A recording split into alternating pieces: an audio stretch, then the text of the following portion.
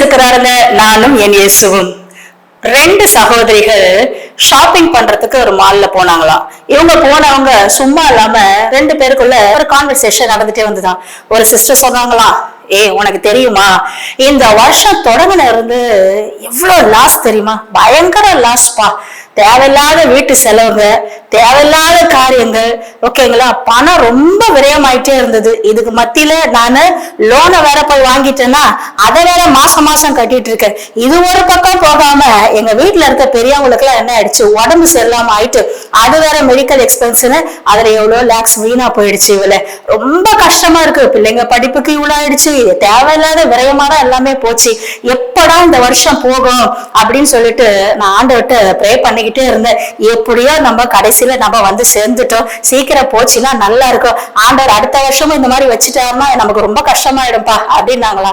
அதுக்கு கூட இருந்த இன்னொரு சகோதரி சொன்னாங்களா, நானும் இதே பிரச்சனையில தான் போனேன், ஆனா இந்த வருஷம் எனக்கு ஆண்டவர் நிறைய நன்மைகள் செய்தாங்க. என்ன தெரியுமா, எங்க வீட்டுல இருக்கிற எங்க மாமனார் மாமியாருக்கு உடம்பு ரொம்ப முடியாம மரணத்துக்கு நேரம் அவங்க போயிட்டாங்க. நாங்க இறந்துருவாங்களோ அப்படின்னு நினைச்சோம். ஆனா தேவன் தீயையும் தண்ணீரையும் இந்த வருஷம் எங்களை கடக்க பண்ணினார். ஒண்ணுமே எங்களை சேதப்படுத்தல. தேவையில்லாத காரியங்கள்ல அதிகமான செலவுகள் செய்துட்டு இருந்த என்ன ஆண்டவர் எப்படி சிக்கனப்படுத்தி குடும்பத்தை எப்படி நடத்தணும்னு இந்த வருஷத்துலதான் எனக்கு கத்து கொடுத்தார். அது இல்லாம வீணான எந்த ஒரு இதுக்கு நான் டைம் ஸ்பெண்ட் பண்ணவே இல்லை. இப்படிப்பட்ட போராட்டம் பிரச்சனை என்ன நெருக்கும் போது நான் அவ்வளவுதான் அப்படின்னு நினைக்கும் போது ஆண்டவருடைய பாதத்தை போய் நான் கெட்டிமா புடிச்சுக்கிட்டேன். ஆண்டவரே, நான் என்ன செய்யறதுன்னு ஆண்டவர்கிட்ட கேட்டு கேட்டு செஞ்சேன். அப்படிப்பட்ட காரியத்தெல்லாம் எனக்கு இந்த வருஷம் ஆண்டவர் கத்து கொடுத்தார். அது இல்லாம தேவையில்லாம நாங்க லோன் கட்ட வேண்டியதெல்லாம் ஆண்டவர் கட்டி முடிக்கிறதுக்கு எங்களுக்கு உதவி செய்தார். நானே என் கணவரும் பைக்ல போகும்போது எங்களுக்கு ஆக்சிடென்ட் கூட நடந்தது. ஆனால் ஆண்டவர் தான் சுத்த கிருபையோட எங்களை பாதுகாத்தார். ஒரு நிமிஷத்துல நாங்க ரெண்டு பேருமே மறிச்சிருப்போம். ஆனா ஆண்டவர் எங்களை கைவிடவே இல்லை. இந்த ஆக்சிடென்ட் நடந்ததுக்காக கூட நன்றி செலுத்துகிறோம்.